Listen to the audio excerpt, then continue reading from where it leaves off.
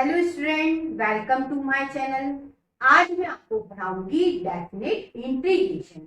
बेटा आज हम एक क्वेश्चन को तीन तरीके से एग्जाम में कैसे पूछा जाता है वह हम जानेंगे। आप ध्यान दो, यहाँ मैंने तीन क्वेश्चन लिखे हैं और बेटा तीनों क्वेश्चन का एक ही तरह से सॉल्यूशन बनेगा। चलिए आज हम इसे सीखते हैं। अब बच्चों सबसे पहले हम इस क्वेश्चन को सॉल्व करेंगे और बेटा हम देखेंगे इसकी हेल्प से तीन क्वेश्चन हमें सॉल्व करेंगे। देखिए किस तरह से सॉल्व होगा ये क्वेश्चन। सबसे पहले बेटा इसे हम आई मानेंगे और ये हमारी इक्वेशन 1। हम बेटा इसमें डेफिनेट इंटीग्रेशन की प्रॉपर्टी लगाएंगे। कौन सी? ये वाली। ये प्रॉपर्टी क्या कहती है? ध्यान देना बेटा, लिमिट 0 से a है। फंक्शन क्या है? f(x) है। अब आप ध्यान दो, यहाँ क्या लिखा है? फंक्शन में जो x है x, ऊपर वाली लिमिट में से x क्या होगा? माइनस हो जाएगा। मेरी बात यदि समझ नहीं आई तो बेटा मैं यहाँ आपको सॉल्व करके बताती हूँ। देखिए क्या कहती है प्रॉपर्टी? लिमिट 0 से π/2, ठीक है, ये लॉग साइन, ये बेटा x और ये dx। मैंने पूरा क्वेश्चन वही लिखा। प्रॉपर्टी क्या कहती है? प्रॉपर्टी कहती है ऊपर वाली लिमिट में से, इधर देखो ऊपर वाली लिमिट क्या है? π/2, उसमें से इस x को माइनस कर। ये कहती है बेटा हमारी प्रॉपर्टी। हमने ये प्रॉपर्टी लगा दी, आगे बढ़ते हैं। इंटीग्रेशन 0 से π/2 log sine 90 minus x. Sine 90 minus x क्या होता है बच्चों? cos x। ये फॉर्मूला लगा देते हैं, ये हो गया cos x dx। अब ये इक्वेशन बन गई 2। अब बेटा आप ध्यान देना, सबसे पहले मैंने आपको ये क्वेश्चन लिखवाया था, ये सॉल्व हो रहा है। और बेटा सेकंड नंबर क्वेश्चन ये लिखवाया था। तो बेटा आप ध्यान दीजिए, एक क्वेश्चन में ही दूसरा क्वेश्चन क्या हो रहा है? सॉल्व। और दोनों का सॉल्यूशन क्या बनेगा? एक ही बनेगा। चलिए आगे बढ़ते हैं। अब क्या करोगे बेटा? इक्वेशन 1 में 2 को जोड़ोगे। 1 + 2, आई में आई जोड़िए 2i। हम बेटा इसमें इसको जोड़ रहे हैं, दोनों में इंटीग्रेशन है, एक साथ लगा देते हैं इंटीग्रेशन। और ये बेटा dx जोड़ देते हैं इनको, ये log sign x plus log cos x। ठीक है, अब क्या करेंगे? यहां लॉग की प्रॉपर्टी लगेगी। कौन सी? Log m plus log n। Property क्या कहती है? प्रॉपर्टी कहती है यदि प्लस में है तो बेटा इसे m और इसे n मानो। ठीक है, क्या होता है? log m plus log n होता है log m इंटू n। तो प्रॉपर्टी लगा देते हैं, ये बेटा 2i, ये इंटीग्रेशन 0 से π/2, ये log m इंटू n करना है। m क्या है बेटा? साइन x और n क्या है बेटा? cos x। ये हमने प्रॉपर्टी लगा दी। ठीक, अब क्या करोगे बच्चों? अब आप ध्यान रखना, आपको 2 से यहाँ मल्टीप्लाई और डिवाइड करना है। इसे क्या कहते हैं? इसे कहते हैं एडजस्टमेंट करना। ऐसा क्यों किया अभी हम देखेंगे। ये 2i, ये इंटीग्रेशन 0 से π/2 log 2 sin x cos x। 2 sin x cos x किसका फॉर्मूला है बेटा? sin 2x का। तो ये पूरा हो गया sin 2x का फॉर्मूला और अपॉन में क्या आएगा? 2 और ये dx। ठीक है, अब क्या करेंगे बेटा? यहां भी प्रॉपर्टी लगेगी। कौन सी? डिवाइड की प्रॉपर्टी लगेगी। कैसे? यहां माइनस साइन, तो यहाँ क्या आ जाता है? अपॉन आ जाता है। अब ये प्रॉपर्टी हम लगाएंगे, मैं इसे हटा देती हूँ। ये बेटा 2i, ये इंटीग्रेशन 0 से π/2। अब ध्यान दो, ऊपर वाले को m और नीचे वाले को n मानो। log m upon n, property क्या कहती है, log m minus log n हो जाएगा। ठीक है, कर देते हैं log m, m का मतलब sin 2x minus log n, n का मतलब 2। ये हमने प्रॉपर्टी लगा दी। ये बेटा 2y, अब हम दोनों में इंटीग्रेशन साइन अलग अलग कर रहे हैं, तो ये हो गया इंटीग्रेशन 0 से π/2 log sin 2x dx। ये माइनस साइन, इसमें भी इंटीग्रेशन लगा लेते हैं log 2 और ये लिमिट 0 से π/2। अब ध्यान देना बेटा, log 2 तो कांस्टेंट है। क्यों कांस्टेंट है, क्योंकि बेटा इसमें x नहीं है, ये कांस्टेंट है, इसे बाहर कर देते हैं। तो बेटा इसे इंटीग्रेशन के बाहर कर दिया, क्या बचा बेटा, यहाँ कुछ नहीं बचा, 1 बचा। अब बच्चों हम 2x को पुट करेंगे, 2x equal to t put कर लेते हैं। 2x equal to t put करा, जिसे हम पुट करते हैं उसे डिफरेंशिएट करना होता है। तो 2x का डिफरेंशिएशन 1 dx और इधर क्या आता है dt। अब इस 2 को डिवाइड में डाल दो, तो dx equal to dt upon 2। ठीक है, ये बेटा 2y, ये इक्वल टू, ये इंटीग्रेशन, लिमिट की बात हम बाद में करेंगे। ये बेटा log sin 2x को बेटा आप t लिख सकते हो और dx को dt और ये अपॉन 2। अब बेटा हम लिमिट की बात करते हैं। आप ध्यान दो बेटा, यहाँ नीचे वाली लिमिट 0 है, तो बेटा जिसे हमने पुट करा है उसमें x इक्वल टू 0 पुट करेंगे। इसमें बेटा आप 0 पुट करोगे तो 2 इंटू 0 इक्वल टू क्या हो गया t। t क्या है बेटा 0। इसका मतलब यदि x 0 था तो बेटा t क्या होगा 0। ये पुट करने पर तो t बेटा 0, नीचे वाली लिमिट चेंज नहीं हुई। अब बेटा क्या करेंगे, x इक्वल टू π/2, ये जो हमने पुट करा इसमें डालेंगे, x इक्वल टू π/2 पुट करेंगे।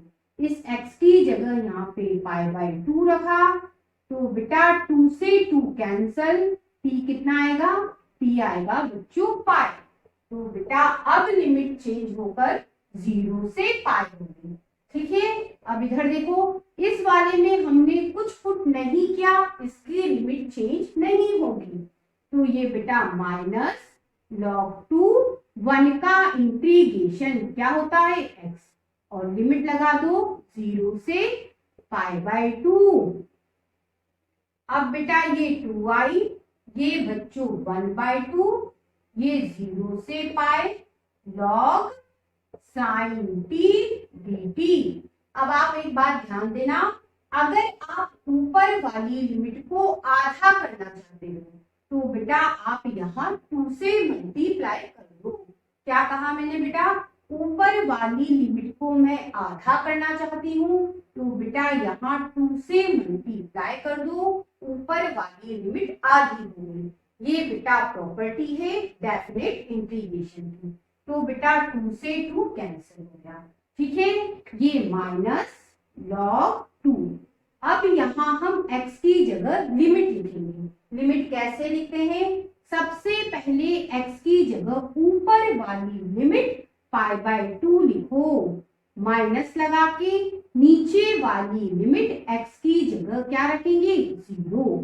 ठीक है, और ये हो गया 2y।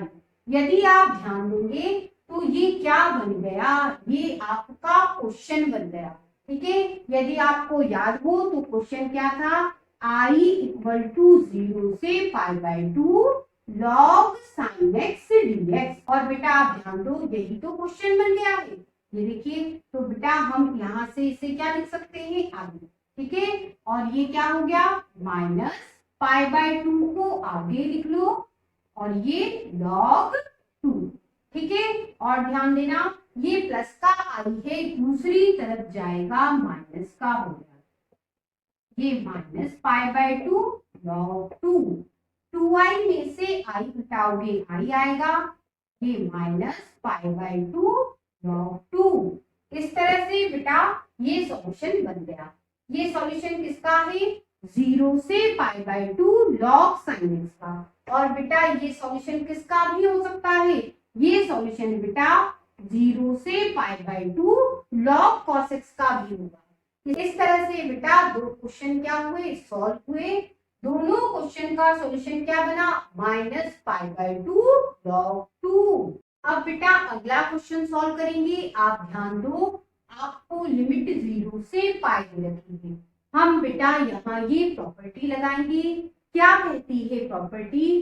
प्रॉपर्टी कहती है बेटा ऊपर वाली लिमिट में से x माइनस होता है। ठीक है, तो देखिए किस तरह से लगेगी यहाँ property. i equal to integration 0 से पाई log ये 1 प्लस कॉस, बेटा ऊपर वाली लिमिट पाई है उसमें से x क्या होगा? माइनस, और ये हमने प्रॉपर्टी लगा दी। आगे बढ़ते हैं। i इक्वल टू इंटीग्रेशन 0 से पाई log 1 प्लस, अब बेटा cos 180 माइनस x क्या होता है? Minus cos x।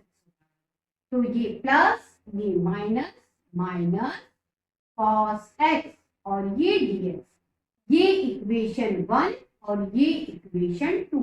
अब क्या करते हैं बेटा? इक्वेशन 1 में 2 को जोड़ेंगे। i में i जोड़ोगे 2i। अब बेटा दोनों में इंटीग्रेशन है, एक साथ लगा दूं और इन्हें हम जोड़ लेते हैं। log 1 प्लस cos x ये लिखा मैंने, जोड़ रहे हैं, प्लस लगाओ और ये log 1 माइनस cos x। ठीक है, अब आगे चलते हैं। ये बेटा 2i इंटीग्रेशन 0 से पाई, यहाँ बेटा आप ये प्रॉपर्टी लगाओगे, log इसको m पढ़ो प्लस log इसको n पढ़ो। प्रॉपर्टी क्या कहती है? log m plus log n equal to log m into n। दोनों का क्या होगा? मल्टीप्लाई, m में n का मल्टीप्लाई, log ये m और ये n मल्टीप्लाई कर दिया, और ये dx, ये 2i इंटीग्रेशन 0 से पाई log। अब आपको मालूम है a plus B a minus B, formula लग जाएगा। यहाँ पे क्या होता है फॉर्मूला बेटा? a plus B a minus B होता है a square minus B square. लगा देते हैं, इसे आप a इसे b पढ़ो, ये a ये b। फॉर्मूला कहता है a स्क्वायर मतलब 1 का स्क्वायर, ठीक है, माइनस b स्क्वायर मतलब cos x का स्क्वायर, और ये dx। ठीक है, ये 2i, ये 0 से पाई log 1 minus cos square x, बेटा साइन स्क्वायर एक्स होता है। ठीक है, अब बच्चों 2i इक्वल टू इंटीग्रेशन 0 से पाई, लॉग की प्रॉपर्टी से बेटा ये जो 2 पावर है इसे आगे लाया जा सकता है, तो कर देते हैं। ये हो गया 2 log साइन एक्स dx, और बेटा ये 2 से 2 क्या हो गया? कैंसिल हो गया। क्या बचा बेटा? i इक्वल टू इंटीग्रेशन 0 से पाई log साइन एक्स dx। अब बेटा डेफिनेट इंटीग्रेशन की प्रॉपर्टी लगाएंगे।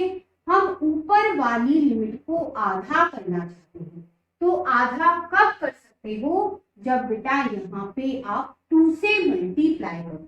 ठीक है, यदि आप यहाँ 2 से मल्टीप्लाई करोगे तो ऊपर वाली लिमिट आधी कर सकते हो। ये प्रॉपर्टी है, मैंने लगा दी। अब आपको ध्यान होगा ये जो पूरा है क्या? इंटीग्रेशन 0 से pi by 2 log sin x dx, बेटा इसका सॉल्यूशन हमने सबसे पहले निकाला। क्या आया था बेटा सॉल्यूशन? वो आया था, ये तो 2 इस क्वेश्चन का, उसका सॉल्यूशन आया -π/2 log 2। ठीक है, और बेटा हमने यही क्वेश्चन क्या करा था, सबसे पहले सॉल्व करा था, और बेटा उसी क्वेश्चन का सॉल्यूशन क्या होगा, यहाँ बीच में आएगा, है ना, और उसका सॉल्यूशन ये बनेगा। अब बेटा आप 2 से 2 कैंसिल कर दो, तो आई क्या हुआ, -π log 2। अब आप ध्यान देना, सबसे पहला क्वेश्चन यही था, और बेटा इसका सॉल्यूशन ये था, और बेटा अगला क्वेश्चन में sin x की जगह क्या था, cos x था, और बेटा उसका सॉल्यूशन भी यही था। और बेटा आपने तीसरा क्वेश्चन ये सॉल्व करा, उसके सॉल्यूशन में भी बेटा ये सॉल्यूशन काम आना है। इस तरह से बच्चों एक ही क्वेश्चन को 3 तरीके से एग्जाम में पूछा जाता है।